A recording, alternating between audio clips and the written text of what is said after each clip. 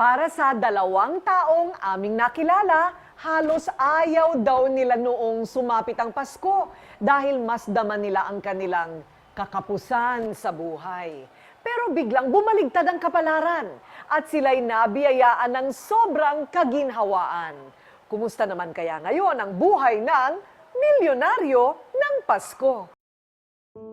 Sa kanyang kabataan sa Batangas nang magsimulang mangarap si Maynol, may maayos na kabuhayan noon ang kanyang mga magulang para matustusan ang pangangailangan nilang magkakapatid.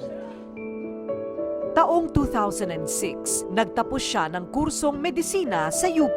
Doktor na talaga ang gusto Doktor po mo. talaga yung gusto ko. Talagang I've been studying hard. Na yun nga po, naging cum laude ako and natapos ko yung kurso ko ng 3.5 years lang. Ngunit biglang nagbago ang takbo ng kanyang kapalaran. Doon po ako papunta na sa specialization, neurosurgery. Doon ko po nalaman na Naudlot pa. bagsak na po yung financials ng pamilya. Magpapasko pa naman noong sila ay lumipat sa isang maliit at masikip na bahay. Hindi na rin niya naipagpatuloy ang pagpapakadalubhasa sa kanyang propesyon.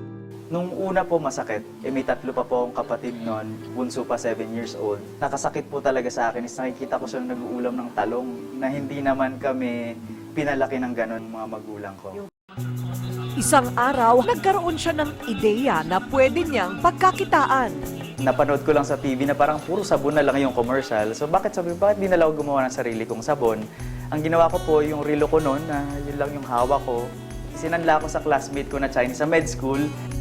Ang kaunting puhunan ay ipinambili niya ng materyales. At siya na mismo ang gumagawa ng mga handmade soap na ito na kanyang inilalako sa mga tindahan sa Maynila.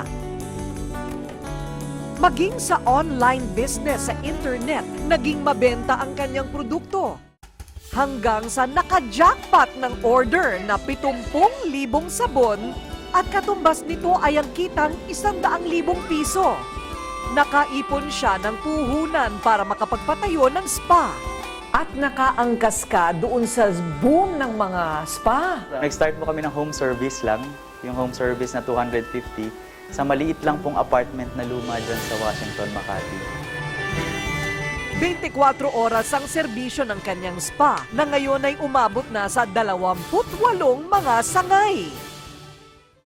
Malayo na nga ang kanyang narating sa buhay at dahil sa magandang panuntunan sa kanyang mga empleyado. At syempre para sa maginhawang dulot ng spa sa kanilang mga parokyano,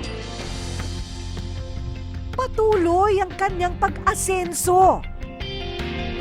At ngayon sa pinakabago at pinakamalaking spa na ito, damang-dama rin ang tunay na ginhawa ng kanyang pamilya lalo na tuwing ipagdiriwang nila ang Pasko. At ito ang mahiwagang relo na sinangla ni Doc Nol. For 1,500 pesos na ngayon, ay lumago na hanggang sa ikaw ngayon ay multimilyonaryo na. Dapat ikaw ikwadro mo ito. Naiiyak Ha? ako. Naiiyak ka nga? Bakit ka ba naiiyak? Dati nga po nung nagbebenta ako ng sabon, sinasabihan pa ako na doktor ka nga kahit 5, wala ka naman. Na hindi sa natapos na kurso ang tagumpay. Ang tagumpay po talaga ay nakasalalay sa hard work. Kay ganda talaga ng negosyo, patok! Ngayon kung nakamit ni Dr. Nol ang kanyang minimiti sa buhay na kasaganahan, ay ganun din naman ang wish tuwing Pasko ni Clarissa, na mula noong kanyang kabataan ay nangarap din ng isang masaganang buhay.